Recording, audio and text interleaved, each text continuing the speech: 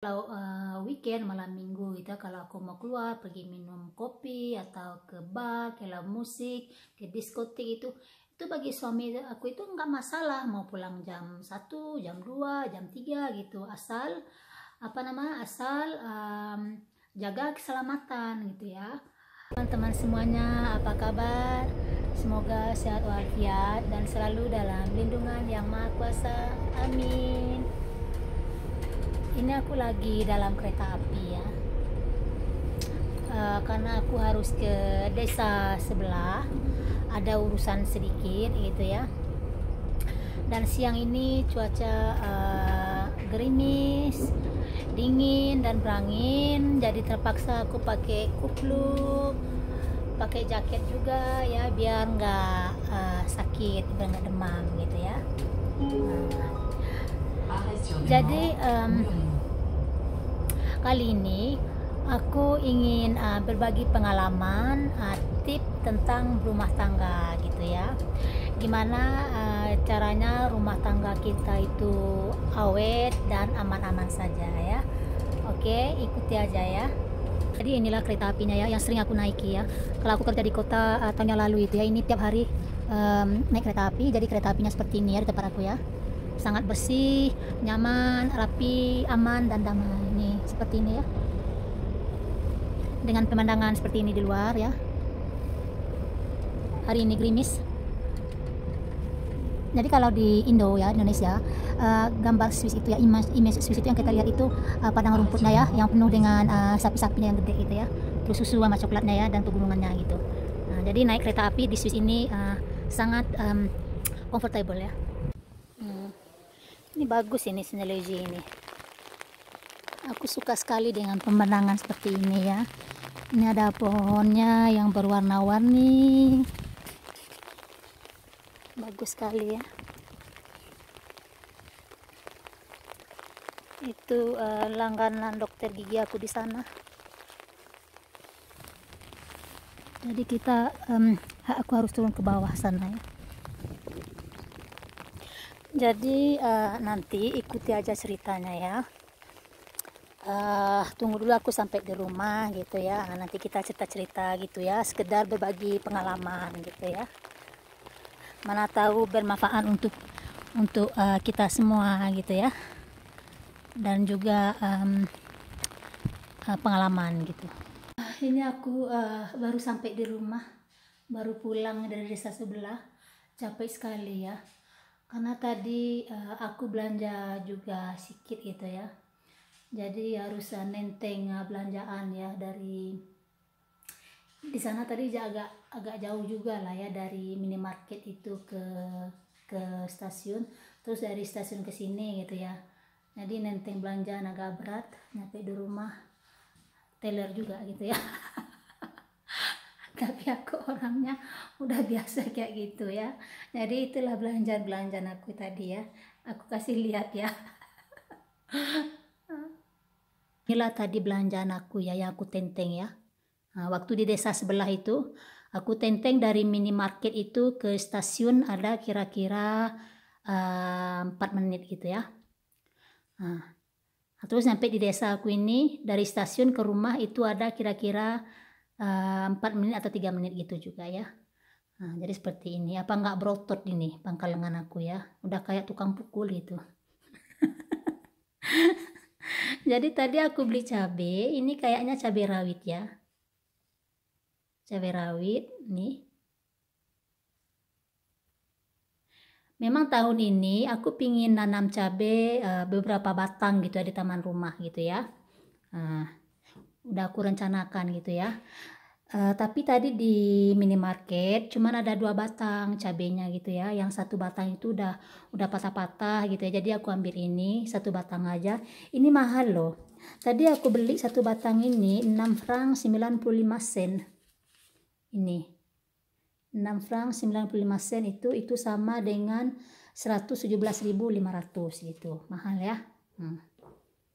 Terus aku beli 4 liter susu ya, seperti ini. Ini berat loh ini. 4 liter. Aku beli 4 liter karena besok di Swiss La Fête du Travail. La Fête du Travail itu pesta pekerja di seluruh dunia aku rasa ya.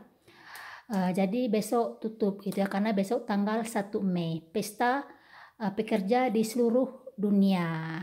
Kalau bahasa Prancisnya La Fête du Travail gitu.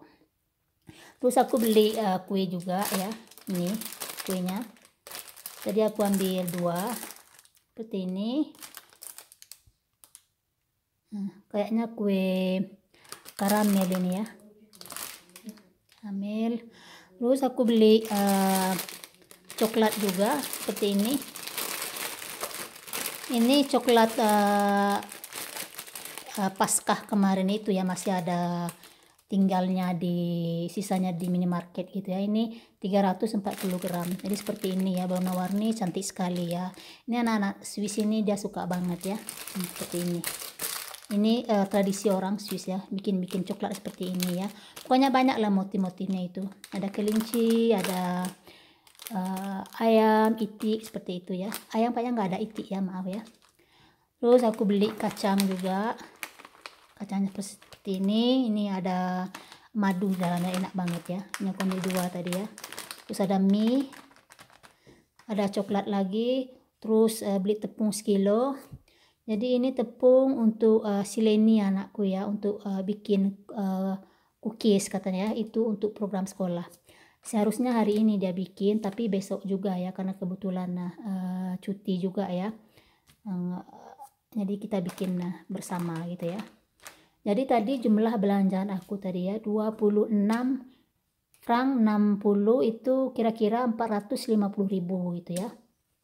Jadi seperti itulah pemirsa ya, setiap aku keluar pasti ada aja yang aku beli gitu ya. Apalagi kalau ada yang diskon gitu ya, jadi pasti aku beli gitu ya. Begitulah ya pemirsa ya. Sekarang ini aku ingin membahas pengalaman tip berumah tangga ya. Jadi aku itu berumah tangga udah hampir 20 tahun dan punya anak 3 orang. Aku itu selalu menambahkan punya suami yang aku cintai gitu ya. Jadi tentunya gimana ya, aku itu harus punya suami yang aku cintai gitu ya. Ya tentunya yang membuat aku senang dan bahagia gitu ya. Kalau soal fisik gitu ya, bukan diutamakan, tapi ya harus juga gitu ya, fisik gitu ya. Terus tentunya baik dan pekerja gitu. Jadi aku ingin punya suami itu cakep ya, keren, muda, rajin bekerja, dan baik. Syukur alhamdulillah niat aku punya suami itu terkabul ya, syukur alhamdulillah, dan aku sangat bersyukur sekali ya. Dan aku memilih suami itu tidak pernah memandang dia kerjanya, tidak pernah memandang status sosialnya gitu ya. Status sosialnya harus dia itu seorang pokoknya entah insinyur, entah dokter, apa itu enggak. Jadi kalau soal material itu belakangan gitu ya, karena prinsip aku ya, kalau soal uang itu bisa aku usahakan gitu ya, selagi aku masih sehat gitu ya, aku yakin aku bisa mendapatkan uang gitu dari usaha sendiri gitu ya. Tapi itu memang terbukti ya, karena aku adalah tipe seorang perempuan yang mandiri, tegas, pantang menyerah, ngarep, dan punya prinsip hidup gitu ya. Jadi selama berumah tangga gitu ya, 20 tahun gitu ya. Jadi kalau kita punya masalah gitu ya, ada atas bawahnya atau panas dinginnya, itu sudah biasa ya. Aku rasa itu setiap orang berumah tangga itu pasti ada up dan downnya, itu sudah pasti ya. Jadi aku itu ya, kalau sama suami aku itu ya, uh, orang tua aku selalu itu ibu aku ya, ibu aku itu selalu mengajarkan anak-anaknya gitu ya. Kalau kita berumah tangga itu gitu ya, itu rumah apalagi kamar itu harus bersih gitu ya.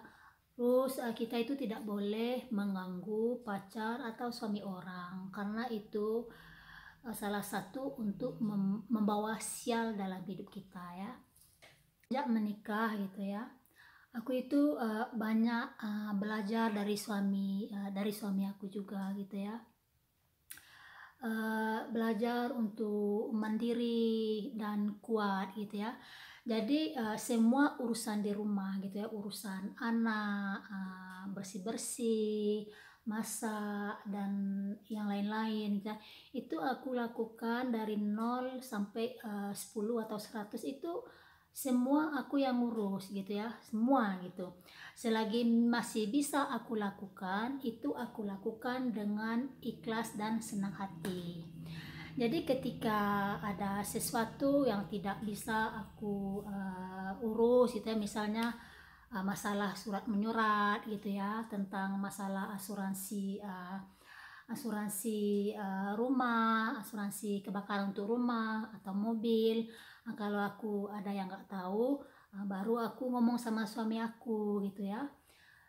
Terus seperti urusan pajak ya, itu urusan pajak yang kita bayar per tahun gitu ya. Itu semua berkas-berkas apa-apa itu aku yang lakuin gitu ya.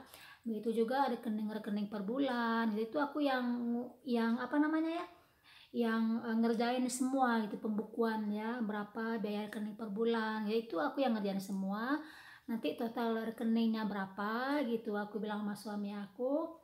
Nah, suami itu dia nggak mau nengok gitu berapa gitu-gitu, dia nggak. Cuma aku bilang sama suami aku, ini rekening untuk bulan ini kena misalnya 5.500 franc gitu. Nanti suami aku ngasih duit gitu, dan aku pun karena aku kerja ya, aku punya pendapatan juga, itu uang gaji aku tidak aku makan sendiri gitu, tidak. Jadi aku juga partisipasi untuk membiayai hidup di sini, itu sudah biasa gitu, itu udah wajar loh, udah wajar sekali. Begitu juga kalau belanja di rumah gitu, kalau soal kebutuhan seharian, makan, minum, dan kebutuhan anak itu aku yang apa namanya, yang ngurus gitu ya. Tapi kalau ada apa-apa ya tentunya suami aku selalu siap siaga di belakang tanpa masalah gitu ya. Jadi aku itu memang sangat mandiri ya. Terus waktu sampai di Swiss pun ya, waktu aku sampai di Swiss aku nggak bisa bahasa Prancis ya. Sama sekali nggak bisa bahasa Prancis. Aku cuma bisa bilang bonjour, bilang bonjour pun nggak bisa, cuma bonjour gitu ya. Bonjour, merci, cuma itu aja. Jadi kata suami aku itu nggak boleh bekerja sebelum aku bisa berbahasa Prancis, karena sekurang-kurangnya kalau kita bisa berbahasa Prancis dan pergi kerja, kita bisa apa gitu ya, moi défense soi-même, maksudnya kita bisa defense ya, diri kita sendiri gitu. Makanya dulu aku sampai di Swiss, aku belajar bahasa Prancis itu 2 tahun kurang lebih. Habis itu aku juga aku pingin maju gitu ya. Kita kalau merantau di negeri orang itu kan kita kan harus maju, nggak mungkin ibaratnya ibaratnya hidup itu kan seperti ngitung gitu ya, kerja gitu. Kalau kerja itu kan ibarat seperti ngitung. Kalau ngitung itu kan nggak mungkin kita di nol aja, kan harus dari nol dulu, 1, 2, 3 sampai 10 gitu ya. Jadi maunya aku itu waktu aku ke Swiss itu sampai di sini aku pingin tentunya harus menguasai bahasa, bikin SIM dan bekerja dan segala macam gitu ya. Jadi setelah aku kursus bahasa Prancis sambil belajar di rumah juga gitu ya, aku baca koran ya, biar bisa gimana cara membaca dengan bahasa Prancis gitu, karena bahasa Prancis ini lain tulisan lain bacanya gitu ya. Terus aku dengar juga radio, jadi tiap hari gitu ya, sambil masak aku aku dengar radio untuk belajar pronunciasinya gitu ya. Jadi setelah siap aku belajar bahasa Inggris gitu ya 2 tahun kurang lebih, terus 3 tahun kemudian syukur alhamdulillah gitu ya, aku bisa komunikasi sama orang gitu ya. Terus aku langsung bekerja di restoran tetangga aku gitu ya. Aku kerjanya waktu itu 2 kali gitu ya, 1 hari siang hari terus malam gitu ya. Itu restoran tetangga aku, dia orang Swiss, di depan rumah gitu ya. Jadi dari situ pun aku belajar gitu ya, belajar bahasa Prancis ya.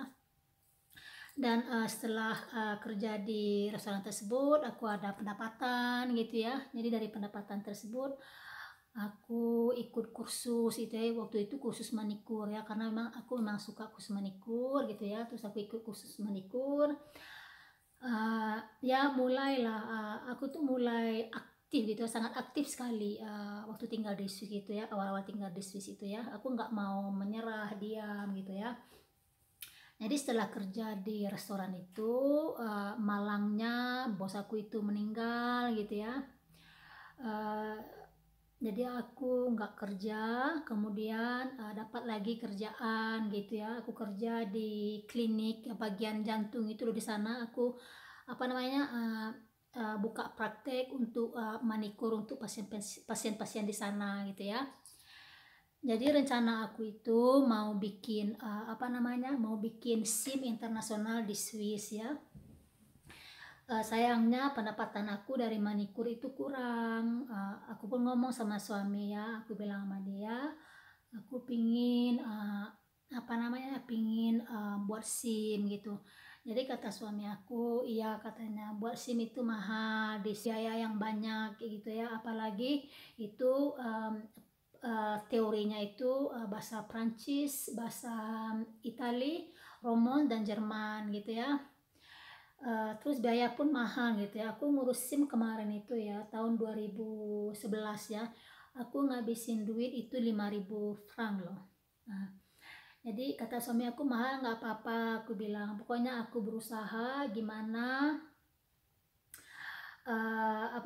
gimana supaya bisa membiayai sendiri gitu ya. Jadi aku melamar kerjaan gitu, karena di manikur di klinik itu pendapatan kurang gitu ya. Jadi aku melamar pekerjaan di mana-mana gitu ya. Akhirnya syukur alhamdulillah ya, mungkin nasib aku termasuk baik gitu ya, bagus gitu ya. Aku diterima di perusahaan jam, nggak jauh dari rumah gitu ya, cuman 5 menit jalan kaki dari apartemen aku gitu ya. Jadi ngelamar di situ, besoknya aku dipanggil, terus besoknya langsung dapat kontrak 3 bulan, terus aku jadi pegawai tetap gitu ya. Jadi dari situ, setelah dapat kontrak jadi pegawai tetap gitu ya, barulah aku pelan-pelan bikin SIM aku gitu ya. Jadi semua biaya SIM itu dari usaha aku sendiri gitu ya. Aku nggak bisa mengharap suami aku gitu, kalian kan tahu sendiri ya, aku itu bukan menikah dengan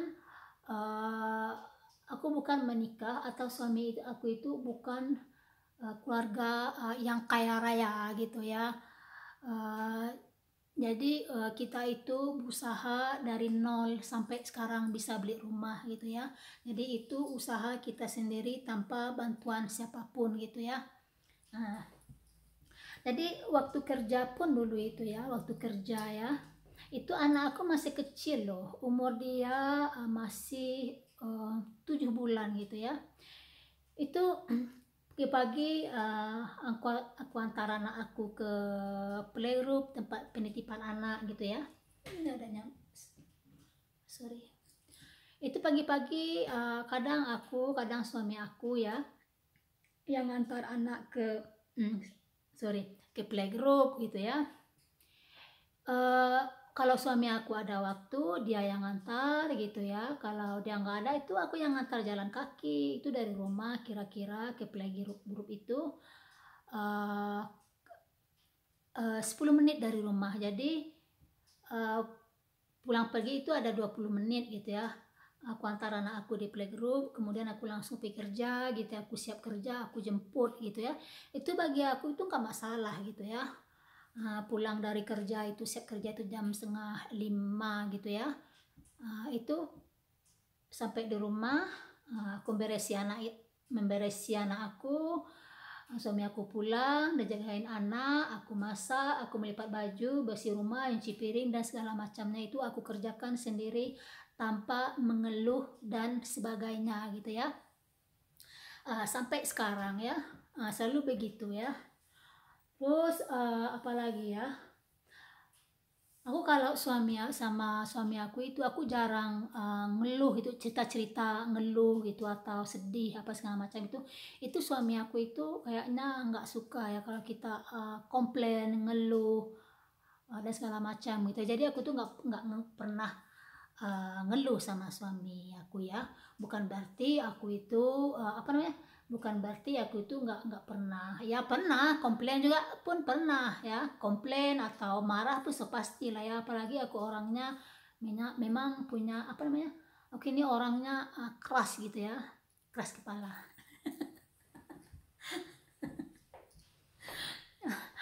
Jadi walaupun seperti itu ya, semuanya aku kerjakan sendiri gitu ya. Kalau suami aku pulang biasanya gitu ya, kalau dia pergi kerja gitu biasanya ya, pergi kerja aku sedain sarapan dia. Kalau dia pulang aku sediain teh dia gitu ya. Kalau dia lagi nonton TV gitu ya, aku sediain juga teh dia. Terus aku masakan ya, makan malam gitu ya. Selalu ya pokoknya sepulang kerja gitu selalu aku tanya mau minum apa gitu, mau minum teh, mau minum jus, mau minum bir atau jus, teh atau sirup atau air putih, itu selalu seperti itu ya. Karena aku kan memang orang Asia ya, orang Timur. Jadi kita sebagai istri, sebagai perempuan Timur itu ya seperti itu ya, harus menjaga dan melayani suami kita dengan baik. Jadi perempuan Timur itu dengan orang Barat itu ya bedanya istimewanya kita itu ya bisa melayani suami dengan baik gitu ya. Jadi mungkin karena itu sampai sekarang ya, syukur alhamdulillah, hubungan rumah tangga aku sama suamiku itu baik-baik aja, nggak masalah gitu ya. Terus suami aku pun nggak kemana-mana itu ya, di rumah aja ya sama anak-anak gitu. Pulang kerja langsung pulang gitu ya, mandi, makan, minum, nonton TV, dan main sama anak-anak, seperti itu selalu itu. Weekend pun seperti itu, dia kalau weekend pun dia di rumah gitu ya, di rumah nonton TV, main sama anak-anak. Paling-paling kita jalan-jalan di forest atau pergi belanja di minimarket, di supermarket, terus mengunjungi keluarga gitu ya. Jadi seperti itulah selama 20 tahun menikah, suami aku itu selalu ada di samping aku gitu ya. Kalau aku nggak ada sama dia gitu, perasaan dia itu canggung gitu ya, karena gimana gitu ya, karena kita selalu bersama gitu ya. Aku selalu memperhatikan dia dari nol sampai yang besar ya. Kalau laki-laki ini kan mungkin dari urusan yang kecil, kalau masalah masalah kecil seperti kaos kaki atau yang lain-lain mungkin nggak nampak sama dia, karena tanggung jawab dia pun sebagai suami kan besar gitu, harus bekerja gitu ya, membiayai hidup ini segala macam. Tapi kita sebagai perempuan kan, dari kecil pun sampai yang besar kita urus juga, kita nampak gitu ya. Jadi seperti itulah pemirsa ya, teman. Apa-apa yang aku ceritakan semua ini pengalaman pribadi aku sendiri gitu ya, pengalaman rumah tangga aku gitu ya. Terus untuk orang yang lain aku nggak tahu gitu ya. Jadi kalau apalagi ya, kalau aku bilang semua kerjaan di rumah dari urusan 0 sampai 10 aku yang ngerjain gitu ya, itu bukan berarti suami aku ongkang-ongkang kaki, enggak gitu ya. Kalau, apa namanya, kadang suami aku pun bersih-bersih rumah gitu ya, ngorek-ngorek apa namanya, bersih rumah dia mau, ngelap piring dia mau, terus, nyuci, ngorek-ngorek WC pun dia nggak masalah gitu ya. Terus, kadang dia bikin apa namanya, masak juga gitu ya, seperti bikin fondue dan segala macam gitu ya, tanpa dikerjakan semua gitu ya, tanpa apa namanya, tanpa, ngeluh atau apa gitu ya. Terus aku pun kalau ada pekerjaan rumah yang nggak bisa aku kerjakan itu nggak masalah, kita itu nggak pernah ambil pusing gitu ya, apalagi aku gitu ya. Dan di rumah ini ya, itu anak-anak aku sportif semua gitu ya. Itu setiap, hari itu ya, apalagi, mereka kan, pemain bola kaki gitu ya. Jadi, pakaian kotor itu cukup banyak gitu ya. Jadi aku harus nyuci baju tuh tiap hari, kadang nggak sempat gitu karena ada urusan yang lain. Jadi itu nggak masalah, apa namanya, no problem, bukan satu hal yang dipermasalahkan. Dan itu nggak penting gitu ya, karena masih ada, urusan yang lebih penting dari itu gitu. Jadi, gitulah ya pemirsa ya. Lagi ya, suami aku itu tipe, seorang, suami yang pendiam gitu ya, nggak banyak, ngomong ya. Kalau dia ngomong itu, seperlunya aja gitu ya. Jadi dia itu seorang yang pendiam ya, yang banyak ngomong itu ya aku gitu ya. Kadang kalau aku ngomong itu malahan untuk 2 orang, maksudnya untuk dia sekalian gitu ya. Tapi nggak apa-apa ya. Terus urusan apa lagi gitu ya, cemburu itu enggak, suami aku itu bukan tipe seorang, laki-laki yang pecemburu gitu ya. Kalaupun aku keluar gitu ya, aku keluar, tapi janganlah keluar setiap, weekend gitu ya, kan kan kita kan punya keluarga atau suami kan, mereka kan harus diberi perhatian ya. Weekend malam minggu gitu kalau aku mau keluar pergi minum kopi atau ke bar, ke live musik, ke diskotik itu bagi suami aku itu nggak masalah mau pulang jam 1 jam 2 jam 3 gitu, asal apa namanya, asal, jaga keselamatan gitu ya. Jangan pulang, nyetir, mabuk, tabrakan itu jangan ya, jangankan pikir anak sama suami gitu ya. Jadi ya nggak masalah lah kalau aku keluar gitu ya, karena suami aku itu tahu kalau aku itu keluar-keluar, aku itu pasti pulang gitu, pasti pulang ke rumah karena aku itu nggak bisa membiarkan anak aku itu seperti seperti gitu aja, seperti anak kucing gitu ya. Nah, jadi apa namanya, suami aku pun seperti itu, kalau dia mau pergi latihan, latihan drum atau pergi lihat konser ya tuh silakan, dia mau pulang jam berapa itu nggak masalah itu ya, aku tuh nggak pernah, "Oh ngapain kamu?" Terus dimarah-marahi gitu enggak, paling aku bilang, "Oh lama sekali, di mana aja, aku kepikir, aku takut terjadi apa-apa," gitu. Nah, nanti suami aku bilang, "Iya, begini-begini," gitu. Jadi aku tuh nggak pernah, jadi aku itu sama suami aku itu pernah curiga ada apa-apa gitu ya. Jadi kita itu sangat terbuka gitu ya, sangat terbuka sekali. Terus walaupun aku masuk apa namanya, aku chat, inbox atau WhatsApp siapapun, suami aku itu nggak pernah lihat HP aku atau bertanya sama siapa gitu, nggak pernah sama sekali gitu ya. Jadi aku itu bebas mau ngapain aja bebas, karena suami aku itu dia tahu betul gimana, istrinya itu gitu ya. Jadi nggak pernah tanya atau kontrol segala macam itu nggak pernah gitu ya. Dan aku pun bukan setiap ya, kadang-kadang kalau aku chat sama adik aku, sama teman aku sekolah dulu, teman SD, teman SMP, SMA, teman di kampung sekarang ya, tempat orang tua aku merantau gitu juga, itu nggak masalah. Dan aku bilang sama suami aku, ini aku barusan ngomong loh sama si itu gitu, masih ingat kan, ya udah itu aja gitu.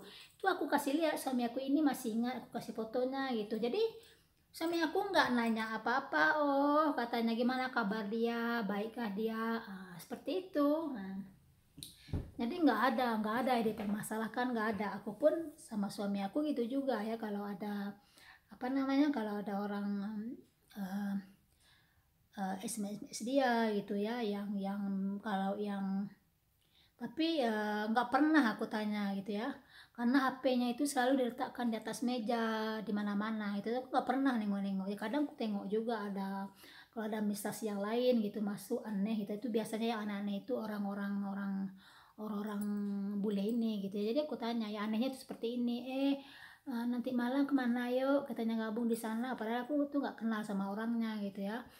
Biasanya kalau di Eropa ini ya, kalau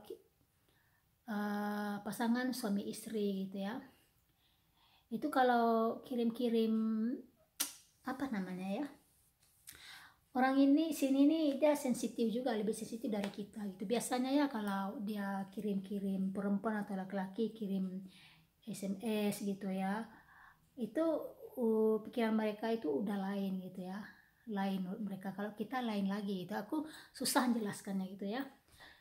Jadi kalau ada mesas apa-apa aku tanya juga sama suami aku, ada itu siapa, dari mana gitu, aku nggak pernah nengok dia. Nah, kadang suami aku bilang gini, katanya orang gila katanya, udah itu aja, udah habis cerita, itu bukan soal yang penting gitu ya. Terus kalau malam-malam, kalau kita duduk di sofa itu nonton TV, habis makan, ngeteh dan segala macam gitu ya, aku duduk sama suami aku di sofa gitu. Terus kadang itu sambil ngusuk-ngusuk kaki dia gitu, ngusuk kepala dia, dia suka banget gitu ya. Uh, Bagi dia itu sangat berharga gitu ya, sangat-sangat berharga gitu ya. Jadi itulah istimewanya kita sebagai istri orang Asia, orang Timur, begitu pemirsa. Jadi menurut aku ya, inti berumah tangga itu ya, yang pertama itu harus saling percaya, terbuka, dan saling mengerti.